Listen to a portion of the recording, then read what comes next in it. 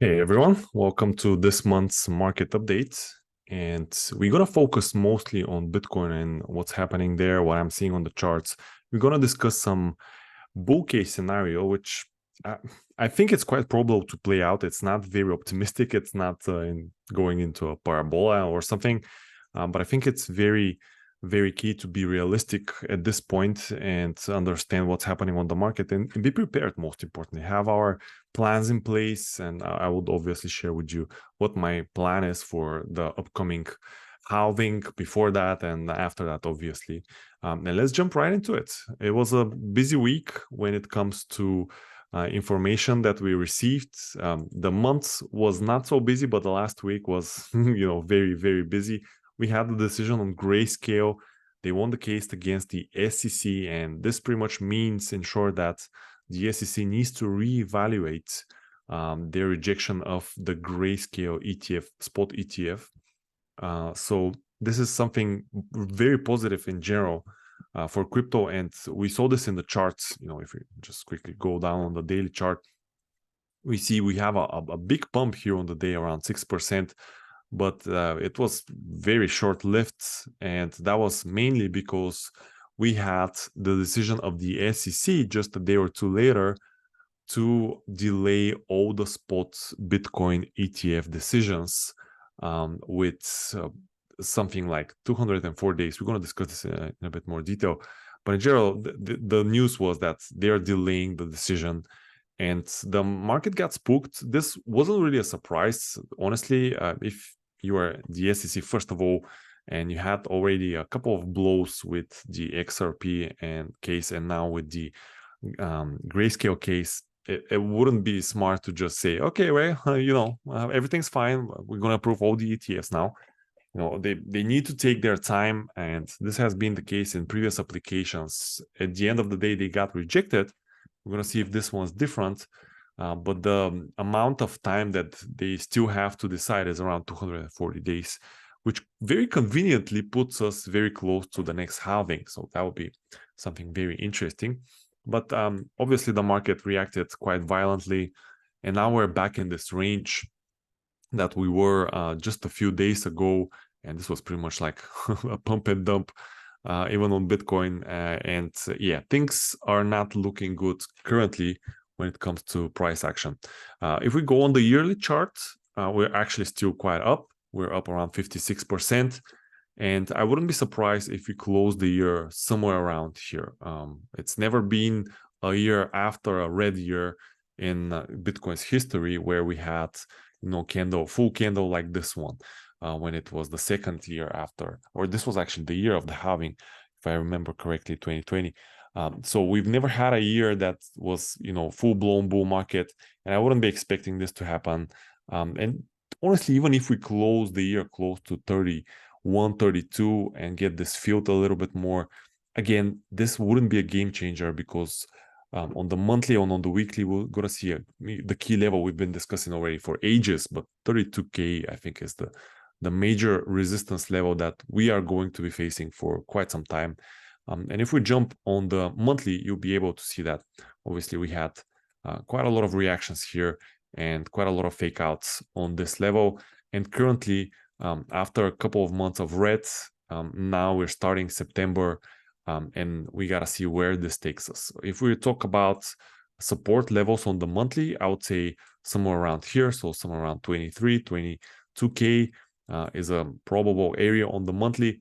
And actually this entire area around 20 to 22K, there's a lot of confluence or a lot of time frames. And potentially if price actions remains weak like this, I wouldn't be surprised if we go visit this level, even for a brief period of time. Definitely, I think the probability of us going lower and not keeping in this range that it's clearly visible here on the weekly is much, much higher after everything that transpired in the last few days. And the range I'm talking about is this one, obviously around 32 to 25K to the downside. We retested it. Here we had the positive news with the ETF news for the BlackRock and everybody else applying, and now we pretty much fully retraced this move, and we're back at the bottom of this range. And obviously we're at a key support level, so I'm not too negative until we break it down, but it definitely looks heavy price action. On the positive side, if we keep this and if we are above this level for the foreseeable months, and even if we wick down, maybe we wick down on the weekly, on the monthly, and we see something like this, and then a return back into the range, I think that will be quite bullish because, first of all, I see a lot of people and a lot of traders that I respect talk about this next level down. I think it's quite obvious, honestly, for everyone that's doing any kind of technical analysis. And there will be a lot of buying here, I'm guessing. So if we have a big bounce back into the range, even with all the news currently that are not so positive, I think that will be a good sign. And if we continue to chop within this range, that, generally speaking, will be a good sign, in my opinion. Because otherwise, if we go below 25 and we're stuck there for a long period of time, it will be difficult to make projections on what's going to happen on the price, and it will be difficult to really trade this area, because here maybe we trade it as a range, although I don't see a reason for us to revisit the highs. But this last pump here was pretty clean test of the mid-range of this range, and it was a trade that could have been taken, and maybe there will be some kind of a catalyst potentially down the road, end of the year or so, that we could retest this level. But I'm not so sure we're going to retest back the 32K area unless we get a massive catalyst, which still I don't see on the cards currently. But this market has been very news driven. There hasn't been that much volume in the past weeks and months, pretty much. So that's why I'm pretty much staying put and waiting for an outlier. So waiting for potentially to buy much lower on a capitulation where everybody gets sick. There at some point people will be sick of bleeding out from altcoins and even Bitcoin if there's not much volatility. And if we get this kind of price action where we jump to the downside really quickly, I'll be willing to buy this. But currently around 26K, 25K, I'm not really sure. Maybe if we reclaim the range and we have a clear and validation for a trade, that would be a different story. So if we reclaim and let's say the range is here around 5 to 7%, aiming the mid range and then the top of the range, this could be a trade. But for now, there is not much to think about, honestly, on this chart. We just wait and see how this plays out. And especially with this ugly looking weekly candle, things generally don't look that bullish. And I don't have a bullish scenario that I believe is high probability right now. The chop probably would be a good scenario, as I mentioned. If we stay in this range, that would, generally speaking, be good for the market. Means that we're holding this level even with the delay for the ETF. And when it comes to bearish cases, I have quite a few that I want to discuss. The first one is, obviously, as I said, if we have a quick washout, but the more scary one, I would say, for the market would be if we spend any significant time in this lower range here. And if we start chopping around here, I think it will be even more pain than now for people. And potentially this could coincide with, something with the economy. We see that the Fed is not backing down. They might even hike rates another time. We see employment going up. And although the stocks are pretty much flying right now, we're very close to previous levels after this 5-6% correction on the S&P. And we're really close to all-time highs. So this looks bullish, but in my opinion, it could very easily trap a lot of bulls somewhere around this area at all-time highs. And that could be a nasty thing for crypto, because when stocks were pumping here, we pretty much have done nothing. And when stocks were dropping, crypto was also dropping. So it's not giving me a lot of optimism, this. And even if stocks don't drop and just drop around or keep pushing forward, I'm not sure that crypto will follow, because if we've seen in the past months, this has been news centric. And with such a major decision that we have, that we've been discussing for, I would say 4 years already, the spot Bitcoin ETF. And we know that somewhere in the spring of 2024, we could probably have a decision. We don't know what decision. I think that would be a major catalyst that a lot of players will be waiting for. And until then, yeah, I'm a bit skeptical about trading or even, buying major positions on altcoins, especially, but even on Bitcoin. I'll be more cautious because I do believe we could get this juicy opportunity here somewhere in this area, and I want to be ready for it.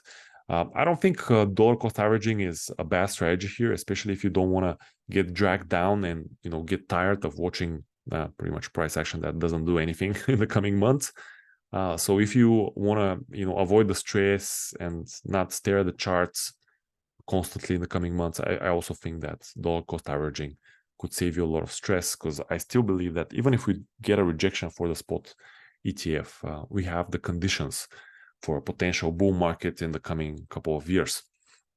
What kind of bull markets? That's a different story, and that's what I wanted to discuss today, specifically because this could be tricky. And let me tell you what is my thought process. I've thought about this for probably the few months, for the entire summer, I would say. I was thinking about this, and I was thinking about the scenarios that could play out for a potential bull run in crypto. And honestly, my best case is that we might chop around this area. So if we break 32K, that could be a start of a bull run in crypto. But I believe we could be stuck in this range for a while. So between 32K and all-time high, we could maybe not even make a new all-time high. I'll give you my reasoning why is this, but let me just show you something in the previous cycles. So the bullish case first. Let's look at the bullish case for a bull case. Would be that. Let me just jump on a log chart, because yeah, it will be easier for this specific thing. So we say that the real first cycle that crypto saw, there was a double top. So we had two pushes to the upside. There was one big one, there was a correction there was another one, and then there was the bear market. Next cycle, we went really parabolic, and there was one major push to the upside. Last cycle, so this one, we also had a double top, like the first one, like in 2000, what was that, 13, 14. We had a double top, and this was, not expected. Pretty much, even myself, we were all expecting a really parabolic run to 100K or something. Everybody was talking about this target. Didn't happen. However, we got a double top here. So what if we're following this logic? This here could be the next bull run. If everything lines up perfectly, if the stars align and we get a spot ETF approval, which will be huge, by the way. And if we have the halving coming in, obviously we have the halving coming in, and if we start seeing volume increasing, this could really be, the stars aligning for a major push to the upside for Bitcoin. However, I think this thinking is flawed for two reasons. First of all, this is really short history of Bitcoin. This is like, 10 years real trading, maybe even less, because the volumes here were like really insignificant. This is where most people made huge amounts of money, but this is not where the volume started coming in and crypto was in focus. Pretty much the last 5 years was the period. So not that much price history. And second one, it doesn't mean that if we have an ETF, even if everything goes smoothly, everything's perfect, if we have an ETF, that this will mean parabolic price action. That's obviously my personal opinion, but let me just give you an example with gold, because gold is always compared, the Bitcoin is the digital gold, blah, blah, blah. When the first gold ETFs got approved, yes, it started pushing hard to the upside, but also imagine if we don't get an ETF, gold, after, we don't have much price history here, but after a couple of pushes to the upside, it pretty much looked like Bitcoin. Like, just look at these two pushes here. This was back in the 70s and 80s. But these do look like parabolic moves, at least on this chart. However, after that, we were ranging for a shitload of time in this area. And we're just making lower highs, lower lows. So this was a period between the 80s to the 2000s, mid 2000s. And that was a long, long period. So this was like 25 years. So I could see something similar happening to Bitcoin. And my base case, so this is the best case we discussed first, and obviously the worst case scenario. But my base case is that even with all the capital flow, we might see like just range trading for quite a while. That's my base case. And why would that be the reason? Obviously, the more eyes we have on the market, there will be the more big companies, big names, more competition on the market. The small players will get just dropped out of this market. Bots will take over. Probably they have already taken over. Algorithms will get better at Bitcoin trading. And there will be a constant war for really small pieces here of the price action. Because what everybody in crypto until now is getting used to is just, candles of 15% on a week, of, 30%, 40%, in a month or something like this. And I believe this might not be happening in the future. I'm not saying it won't at any case. I hope it will. It's just that I'm not putting all my eggs into that basket, and I would be happy if we have something like this. If we chop around, maybe we get an ETF, maybe we don't. But if we start confirming 32 as support, and we start having some bullish price action here in this area, I think that would be enough for major money to be made. So let's say we buy somewhere around here, around 23K, let's say. Up until 45K, that's 100% gains already. We've already had 100% gains here. You remember we were buying down here in the 16K area. I sold what was around 29, 28K. I don't remember. That was 80% gains. We had some buys here, so 20K, sold again somewhere around here. So pretty much we've already made money in this price action without going parabolic. And 100% gains, that's not small. But the most important thing is that if this happens, this means that altcoins will have a pop, a really, really good party. And what gives me a bit more confidence about this is that this is exactly what happened here. So in this area, in the previous bull run. So Bitcoin started pushing. And even if you look at this area, let me just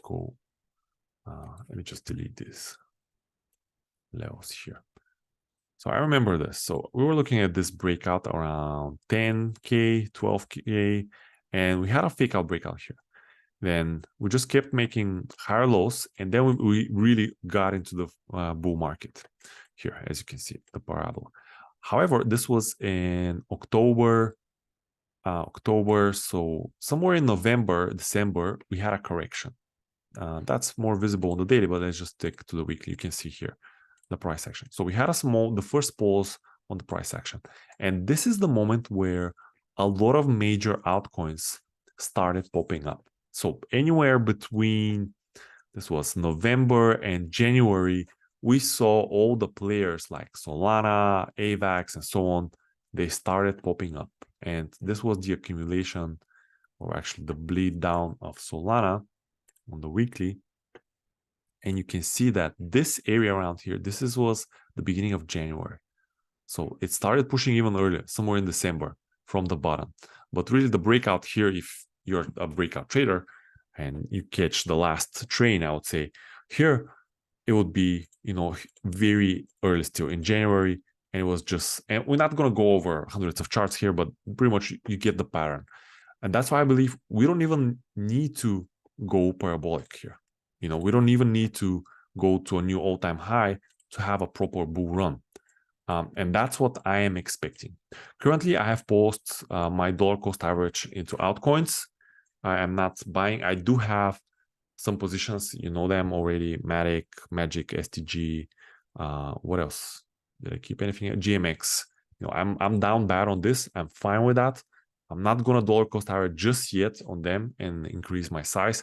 But if this plays out, I do believe we have a high probability also for altcoins to have a party.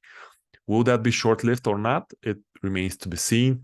But I don't need an all-time high on Bitcoin to make a lot of money. I don't care if it will get to 100K. I don't care if we get to 1 million even. My aim is to have something like this. And if we don't have it, this is my plan, obviously, for this case. And if we don't have this, or if we don't have ETF approval or so on, and if Bitcoin just starts chopping around for years, for ages in crypto land, that's fine. Probably there will still be opportunities to make money. Yes, it will be harder. Probably the opportunities will be less frequent. There will be, I do believe we'll still have those opportunities. And probably, I'm obviously a huge fan of crypto. I'm not saying this to scare people off, but at some point we have to consider that this party might be over. The huge gains that we had in crypto might not come back ever. I'm not saying this will happen. I don't want it to happen, but I need to be prepared for this scenario. And I am prepared at some point to obviously diversify, to put less money into crypto and more money into other stuff. What would that be? Would it be, I don't know, superconductors? Will it be some kind of new thing? Will it be, hell knows, batteries or whatever else, or the stock market? We'll see. But we all need to be prepared for this, because I think sooner or later we might be faced with this scenario. And unless people talk about it, and unless people start preparing and having plans how you're going to allocate your money and so on, I think this might catch a lot of people surprised, and they might not be prepared. So that's why I want to say, I don't want to scare anybody off. As I said, this is just a plan. This is just a strategy for me that I'm going to be looking into. But yeah, my base case is that we do have a bull run, but we do not have a new all-time high, or we do not have a parabolic bull run like everyone is expecting. If we do have a parabolic bull run, that would be great. That would be easy money. Everybody will look smart then, and that. Like, everybody's bragging about gains, and oh, this coin that I told you about 4 years ago, it did 100x and you didn't buy. Haha, you sucker. There will be a lot of these things if that happens. However, that's not why we're here. We're here for the long run and to make money, and to, not wait for a parabola to make a lot of money. And I think that's high probability scenario here that we're looking at. And yeah, that's the main topic I wanted to discuss. We can go over some altcoins.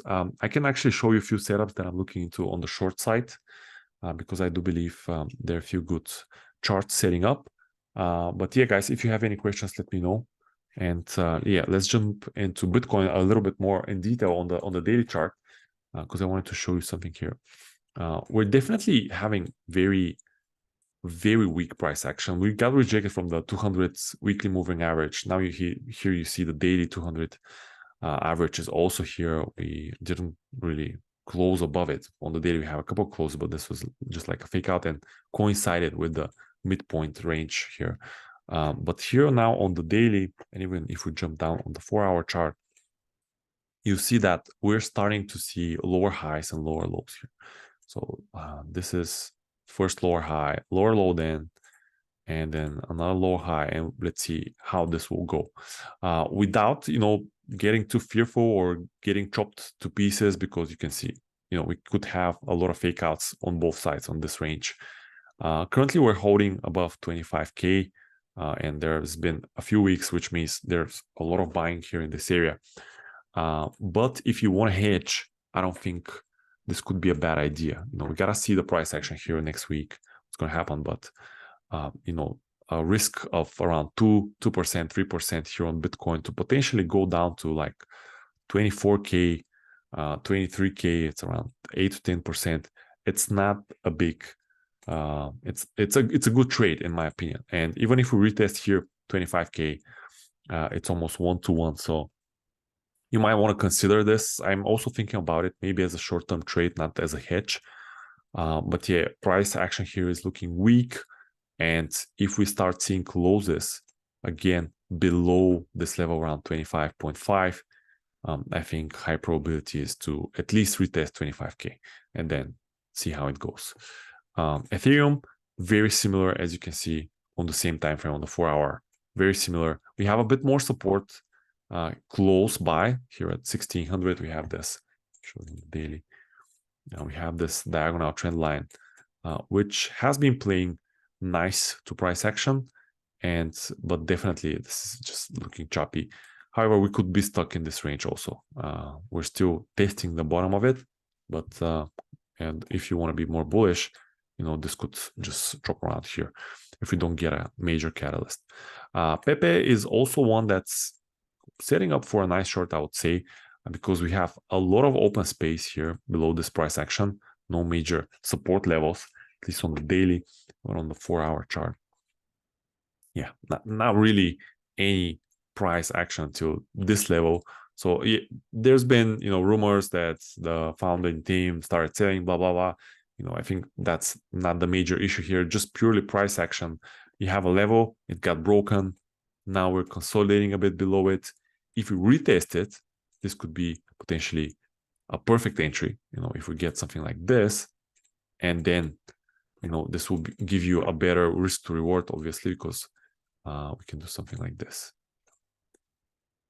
We can use this as our range. Keep in mind, these are high percentages. So this is 11%. If you want to be, how I say, more generous with your stop loss. But I really think this will be the invalidation of this trade specifically.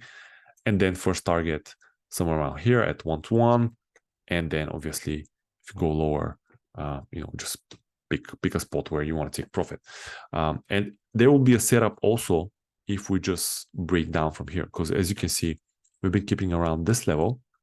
And there has been several SFPs here. So swing failure patterns. And if this starts breaking down, again, this could be a nice short-term trade. Maybe, again, if you want to be generous with the stop loss above this key level, but even here, around 8%, and then obviously to the downside.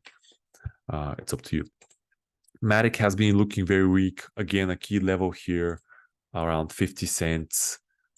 We've been holding it up for now, but, again, if we see any price action to the upside, retests of this level around 55, 56 cents, and then, a potential drop down could be a good setup. And there are a lot of charts that look like this. By the way, STG is also one that's starting to break down.